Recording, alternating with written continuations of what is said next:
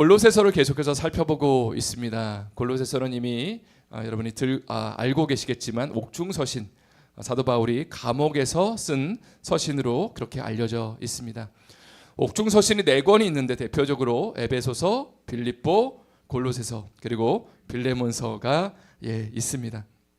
한번 이런 상상을 해보십시오. 감옥에 있는 사도 바울이 지금 감옥 바깥에 있는 성도들에게 편지를 쓸 때에 어떤 내용을 적을지를 여러분 한번 상상해 보십시오. 사실 빌립보서를 예로 든다면 예수님 믿는 것 때문에 지금 고난당하고 아파하는 성도들이 빌립보에 살고 있는 성도들입니다. 그런데 지금 감옥에 있는 사람이 감옥 밖에 있는 빌립보 성도들을 위로하면서 격려하면서 기뻐하라고, 주님의 은혜 가운데 주님 바라보면서 기뻐하라고 그렇게 독려하는 것이 빌립보서라고 할 수 있습니다.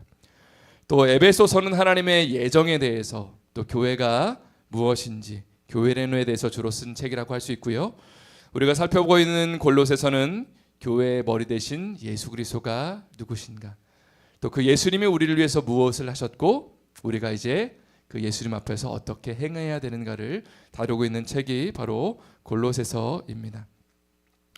바울 서신을 읽을 때는 항상 두 가지가 그 바울 서신 안에 들어있다는 것을 염두에 두시면 되겠는데요. 항상 전반부는 교리에 대해서 다룹니다. 구원에 대해서 다룹니다. 우리가 어떻게 구원받았는지, 하나님은 우리를 이렇게 예정하셨는지, 도대체 교회가 무엇인지, 그래서 그 교회 가운데 우리를 하나님이 어떻게 부르셨는지를 다루는 것이 바울 서신의 전반부고요. 두 번째 부분은 우리가 구원받았으면 이제 뭐가 나올까요?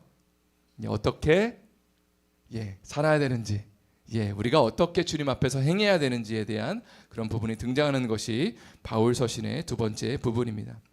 그래서 오늘 본문의 골로새서 3장 1절 말씀도 1절 한번 보여주시면요, 그러므로라는 단어로 시작하는 것을 볼 수 있는데, 골로새서 1장 2장에서 예수님이 누구신가, 또 우리가 어떻게 구원받았는지를 다루면서 3장 1절에는 그러므로 이제 이렇게 여러분 사셔야 됩니다 라는 실천과 적용에 대한 부분이 이제 시작되는 것을 보게 됩니다. 3장 1절 말씀을 우리 한번 다 같이 읽어보도록 하겠습니다. 그러므로 너희가 그리스도와 함께 다시 살리심을 받았으면 위의 것을 찾으라. 거기는 그리스도께서 하나님 우편에 앉아 계시느니라. 이런 표현이 등장하죠. 너희가 그리스도와 함께 다시 살리심을 받았으면. 이것은 우리 그리스도인의 정체성이라고 할 수 있습니다. 살리심을 지금 받았다는 것은 과거에 어떻게 되었었다는 거죠? 우리가 죽었었다는 이야기입니다. 아무것도 할 수 없었던, 물론 생명은 붙어 있는 것처럼 보이지만 영적으로는 아무것도 할 수 없었던 정말로 죽은 상태의 사람들을 주님이 불러내신 것이죠. 누구야 일어나라 하면서, 누구야 깨너라 하면서 주님이 우리 한 사람 한 사람을 불러주셨기 때문에 우리가 구원이라는 그 놀라운 계획에 참여하게 되었다는 것입니다. 사실 예수 그리스도의 십자가와 부활은 이미 일어난 사건입니다. 그러나 아직까지도 죽어있는 사람들, 예수님을 믿지 않는 사람들이 너무나 많이 있는 것을 보게 됩니다. 그런데 하나님이 우리를 불러주셨고 이것을 우리는 구원이라고 부르고요. 그래서 우리는 하나님을 뭐라고 부르죠? 하나님 아버지라고 부릅니다. 그러니까 하나님을 아빠라고 부를 수 있는 것이죠. 그리고 하나님은 우리를 아들이라고, 딸이라고 그렇게 칭해 주시는 놀라운 은혜를 허락하셨습니다. 그래서 우리는 이 은혜에 반응해서 세례를 받고 새로운 삶을 시작하였습니다. 그렇다면 오늘 본문의 1절 말씀은 뭐라고 얘기하냐면, 이렇게 구원을 받았으면 위의 것을 찾으라 라고 그렇게 우리에게 도전을 하고 있는 것입니다. 저를 한번 따라해 보도록 하겠습니다. 땅의 것을 찾지 말고 위의 것을 찾으라. 그렇다면 위의 것을 찾는다는 것이 무엇을 의미할까요? 1절 말씀에 이렇게 돼 있죠. 위에는 그리스도가 하나님 우편에 앉아 계신다. 예수님은 사실 우리의 믿는 자들의 마음 가운데도 계시고요, 이 자리에도 계십니다. 그러나 오늘 본문은 위의 것을 찾으라 라고 하면서 예수님이 그 하늘 보좌 우편에 앉아 계신다라고 우리에게 도전하고 있는 것입니다. 한마디로 말해서 세상의 것에 우리가 미련두지 말고 하늘을 쳐다보고 하나님의 영광을 바라보고 예수님을 쳐다보자라고 우리가 그렇게 도전하고 있는 것이죠. 그래서 2절 말씀은 이렇게 이어집니다. 한번 다 같이 또 읽어보겠습니다. 위의 것을 생각하고 땅의 것을 생각하지 말라. 위의 것은 바로 하나님의 영광, 또 하나님의 나라, 그리고 예수 그리스도를 바라보고 생각하라라고 그렇게 이야기를 하는 것이고요. 반대로 땅의 것을 생각하지 말아라. 이게 무슨 의미일까요? 땅의 것이 무엇일까요?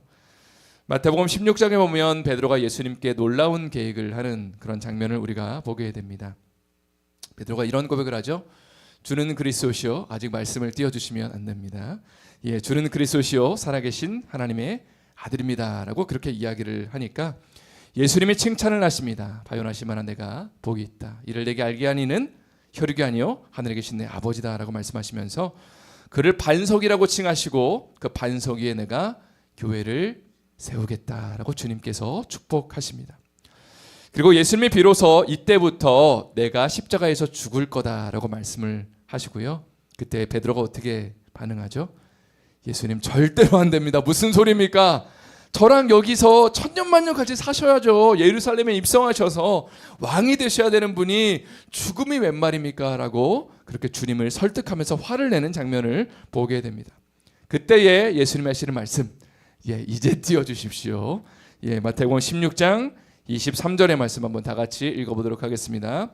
예수께서 돌이키시며 베드로에게 이르시되 사단아 내 뒤로 물러가라. 너는 나를 넘어지게 하는 자로다. 내가 하나님의 일을 생각하지 아니하고 도리어 사람의 일을 생각하는도다 하시고 예수님은 베드로에게 굉장히 심한 그런 말씀을 뱉으십니다. 사단아 내 뒤로 물러가라라고 말씀하시고요. 중요한 표현이 등장하는데 내가 하나님의 일을 생각하지 아니하고 사람의 일을 생각한다.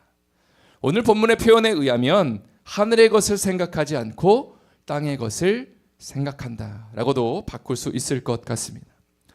여기서 말하는 하나님의 일이라는 건 뭘까요? 바로 예수님이 십자가에서 죽으시는 일입니다. 사실 인간적으로 보면 땅의 관점으로 보면 참 비참한 일이죠.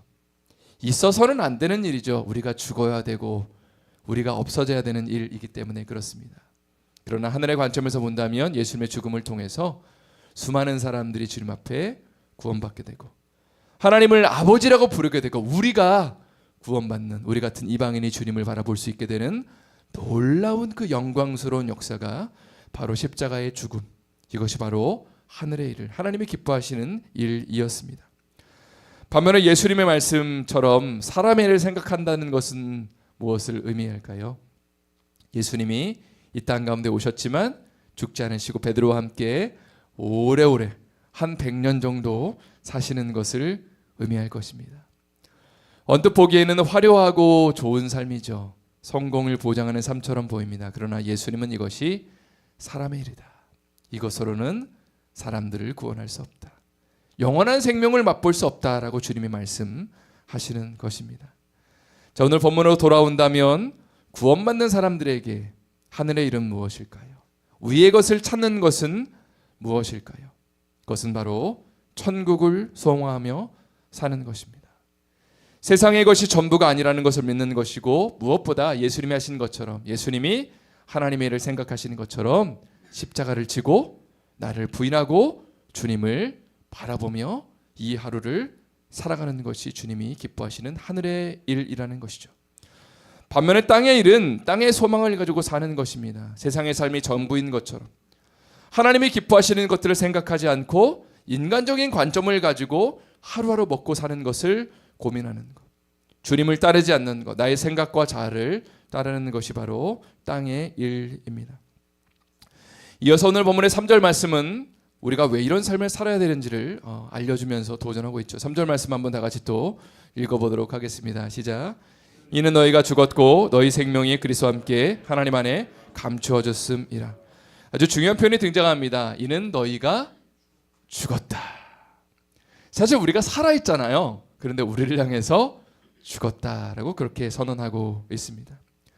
우리 크리스찬들은 예수 그리스도와 함께 십자가에 이미 못 박힌 그런 고백을 가지고 있는 사람들임을 우리는 알고 있습니다. 이것이 우리의 정체성이죠. 저는 다시 한번 따라하겠습니다. 나는 다시 한번요. 나는 그리스도와 함께 이미 십자가에서 죽었습니다. 아멘이시죠? 골로새서 2장 20절 말씀, 저희가 아마 어제 본문으로 기억을 하는데 사도 바울은 이런 선언을 하였습니다. 제가 한번 읽어드릴게요. 너희가 세상의 초등학문에서 그리스도와 함께 죽었거든. 이렇게 선언하고 있죠. 이미 세례받을 때에 세상의 초등학문, 세상을 향해서 이미 너희는 죽었다고 선언하였는데 어찌하여 세상에 사는 것과 같이 규례에 순종하느냐. 2주 후에 세례식이 있는데요. 세례를 우리가 할 때마다 또 볼 때마다 사람들이 물속에 잠기는 것을 보게 됩니다.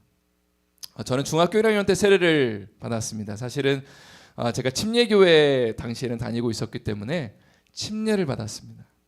근데 저희 교회에 침례탕이 없었기 때문에 그럴 때는 어떻게 하죠?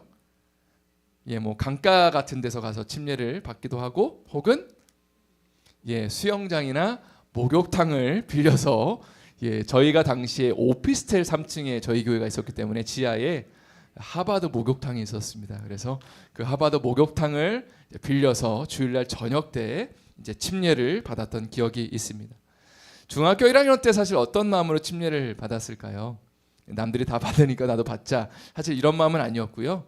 정말 예수님 믿어야겠다. 정말 제가 큰 은혜를 받았기 때문에 그래서 이제는 내가 사는 것이 아니고 주님이 사시는 겁니다. 이런 고백을 가지고 이제 침례를 받았습니다.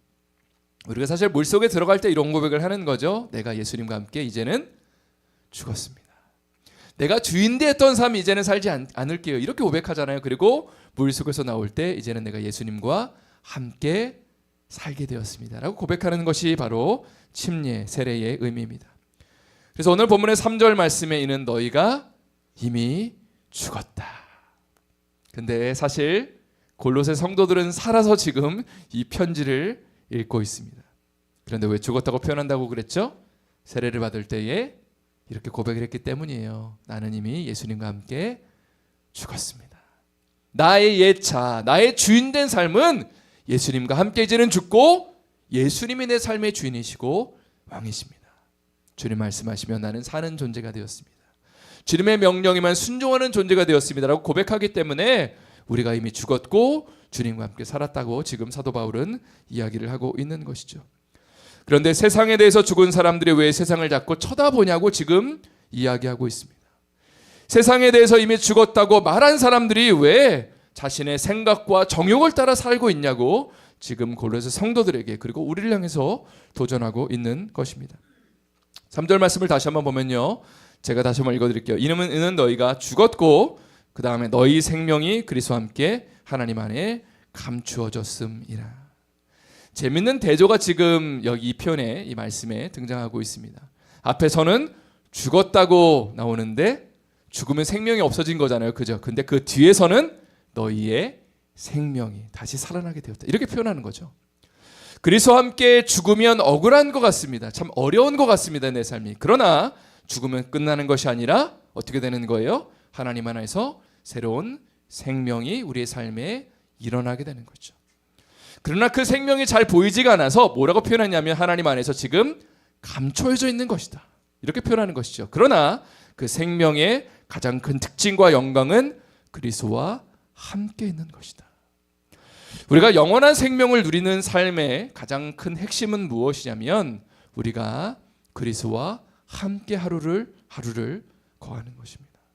주님을 닮아나가는 것, 하나님을 정말 더 사랑해가는 것, 주님의 그 영광을 사모하며 주님 앞에 우리의 삶을 내어드리는 것이 그리스도와 함께하는 우리의 삶의 특징이라는 것이죠. 이번 주 기도하는 가운데 하나님이 저에게 생각나시는 구절이 하나 있었는데요. 히브리서 12장 2절의 말씀입니다. 한번 다 같이 읽어보도록 하겠습니다. 믿음의 주여 또 온전하게 하시는 이인 예수를 바라보자. 그는 그 땅에 있는 기쁨을 위하여 십자가를 참으사 부끄러움을 개의치 아니하시더니 하나님 보좌 우편에 앉으셨느니라. 사실 히브리서는 당시 예수님을 믿는다는 이유로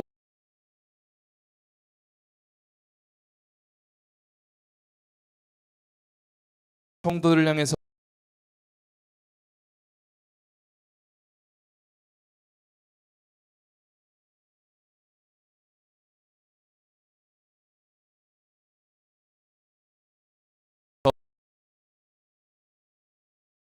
문제에 집중하는 것이 우리의 삶의 특징입니다. 또 인간관계가 틀어진다면 계속해서 그 관계에 대한 문제, 그 누군가를 향한 화와 분노, 또 누군가를 향한 정죄로 인해서 우리는 고통 가운데 계속 거기에 집중을 하게 될 것입니다. 그러나 하나님의 말씀에 이렇게 도전하는 것이죠. 그럴 때마다, 힘들고 어려울 때마다 믿음의 주여 온전케 하신 이인 예수를 바라보자. 저를 한번 다시 한번 따라할게요. 믿음의 주여 온전케 하시는 예수를 바라보자. 아멘이시죠? 히브리서 12장 2절 말씀은 예수님이 어떤 삶을 사셨는지를 또한 우리에게 도전하고 있습니다. 그는 그 앞에 있는 기쁨을 위하여 십자가를 참으사 부끄러움을 개의치 아니하시더니. 여기 그 앞에 있는 기쁨이라는 표현이 참 와닿습니다. 어떤 기쁨일까요? 사실 두 가지라고 생각하는데요. 우리가 첫 번째로 생각하는 것은 예수님이 죽으시고 부활하셔서 승천하셔서 하나님 보좌 우편에 앉으시는 것, 높임 받으시는 것, 자기를 낮추시니까 주님이 그분을 높여주시는 것도 예수님이 바라보셨던 기쁨일 것입니다. 그런데 그것보다도 더 찬란하고 아름다운 기쁨이 있었을 거라고 생각하는데요. 그게 뭐냐면 예수님의 죽음을 통해 수많은 자들이 하나님 앞에 구원받는 것, 수많은 죽었던 자들이 새 생명을 얻고 주님 앞에 돌아와서 하나님을 아버지라고 예배하는 것, 그걸 예수님은 꿈꾸시면서 그것을 기뻐하시면서 십자가를 참으셨고 부끄러움을 개의치 아니하셨다라고 되어 있습니다. 성도 여러분, 우리가 궁극적으로 쳐다보아야 되는 것이 무엇일까요? 힘들고 어려운 상황이 발생했을 때 우리가 도대체 무엇을 바라보면서 하루하루를 살아야 할까요?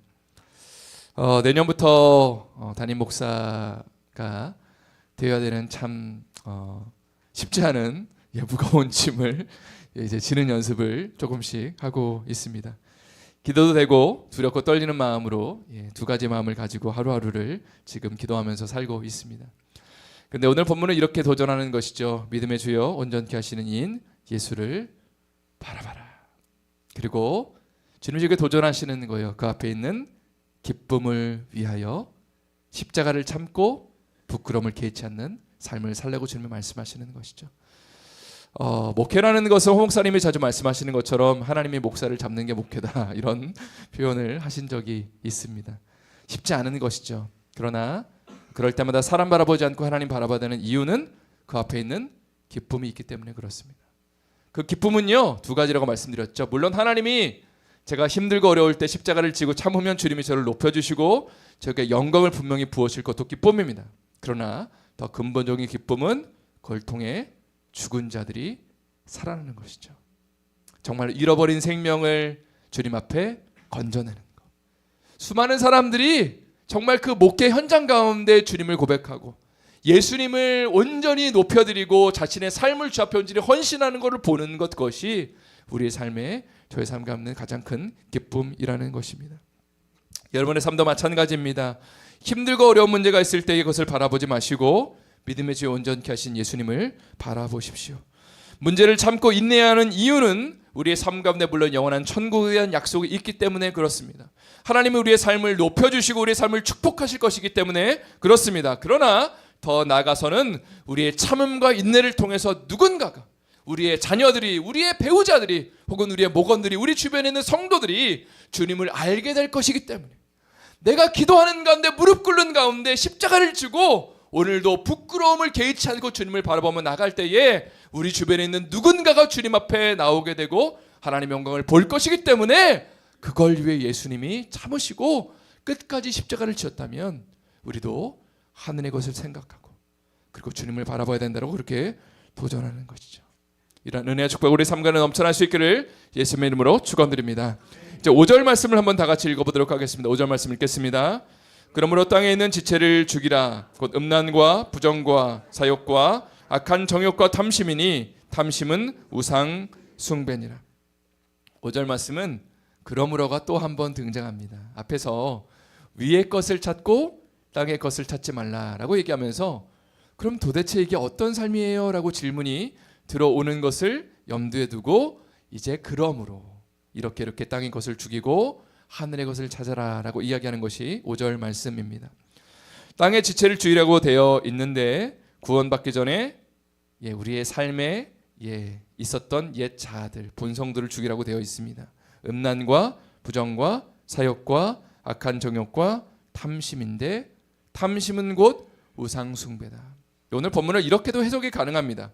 탐심만 우상 숭배가 아니라 앞에서 언급한 음란과 부정과 사욕과 악한 정욕, 탐심 모두가 우상 숭배다. 사실 우리가 현대 사회를 살아가면서 우상 숭배를 안 한다고 생각하는 경향이 많이 있습니다. 왜냐하면 실제로 무슨 우상 단지를 모셔놓고 절하지는 않기 때문에 그렇죠. 그러나 하나님의 말씀은 우상 숭배를 이렇게 정의하고 있는 것이죠. 우리의 옛 자아, 본성을 따라서 세상을 따라서 살아가는 것이 우상 숭배다라고 그렇게 이야기를 하고 있는 것입니다. 음란이라는 것은 오늘 본문의 성적인 부도덕함을 뜻합니다. 부정은 도덕적인 타락, 그리고 사욕은 이기적인 모습, 나의 자아를 따라하는 모습, 악한 정욕은 또 역시 성적인 죄와 연관됩니다. 탐심은 물질에 대한 지나친 욕망을 가리킵니다. 이러한 것들을 추구하는 것이 우상 숭배라고 되어 있는데 주로 음란과 관련된 죄들이 많이 언급되고 있습니다. 세상을 따라가는 삶은요, 거룩함을 포기하는 삶이고, 그리고 결국 그것이 우상 숭배다. 나의 옛 자아의 본성을 따라 사는 삶이 우상을 숭배하는 것이다. 내 생각대로 사는 삶이 결국은 하나님을 섬기지 않고 우상을 섬기는 것이다 라고 우리에게 경고하는 것입니다. 하나님이 우리의 삶 가운데 주시는 도전은 바로 이것입니다. 제가 자주 드리는 말씀이지만 신앙생활의 연차가 늘어날수록 우리는 교회 생활에는 익숙해집니다. 자주 교회 나와서 예배드리고, 그리고 하나님 앞에 헌금도 하고 봉사도 하고 직분도 맡게 됩니다. 겉으로 보기에는 경건의 모습과 모양은 갖춰져 있는 것 같지만, 그러나 진정한 성숙은 무엇일까요? 물론 이러한 제가 방금 전에 언급드린 것들, 교회 생활을 하는 것들 너무나 중요한 은혜 받는 수단입니다. 그러나 이런 것들을 통해서 결국 우리가 추구하고 바라봐야 되는 것은 두 가지입니다. 첫 번째는요, 예수님을 더 많이 사랑하는 삶을 살아가야 됩니다. 예수님을 더 닮아나가는 삶을 살아가야 됩니다. 문제가 있을 때마다 주님 어떡해요? 라고 질문해야 되고요. 주님 말씀하시면 순종해야 됩니다. 그리고 그 삶을 한 단어로 정의한다면 거룩을 추구하는 삶입니다. 어떤 우리가 죄를 짓느냐 안 짓느냐 그 이전에 거룩을 추구한다는 것은요, 예수님을 바라보는 것입니다. 주님을 염원하는 것입니다. 그분을 열망하는 것입니다. 그분을 인해 기뻐하는 것입니다. 그리고 두 번째로는요, 우리가 주님이 기뻐하시는 열매를 맺는 것이죠. 성품의 열매, 제가 지난주에도 말씀드렸지만 주님을 닮아가는 열매 두 번째는 영혼 구원의 열매를 맺어야 됩니다. 누군가를 향한 구원에 대한 관심이 있어야 됩니다. 누군가를 마음에 품으면서 주님 이 사람 구원해 주세요. 주님 이 사람 주님 알지 못하는 것 같아요 하면서 예수님의 복음을 증거하고 누군가를 주 앞에 이끄는 열매가 있어야 합니다. 이제 하나님의 말씀을 마치면서 오늘 말씀의 제목을 다시 한번 읽어드리겠습니다. 하늘의 영광을 구하는 삶. 하늘의 영광을 구하는 삶. 오늘 하루 여러분 땅의 것에 집중하지 마시고요, 하늘을 바라보시고 하늘의 소망을 바라보시고 무엇보다 믿음의 주에 온전케 하신 이인 예수님 바라보면서 십자가를 바라보면서 승리하는, 또 순종하는 가운데 아름다운 열매를 많이 맺히시는 우리의 삶 될 수 있기를 예수님의 이름으로 축원드립니다. 가능하신 분들은 자리에서 일어나셔서 찬송가 288장 예수를 나의 구주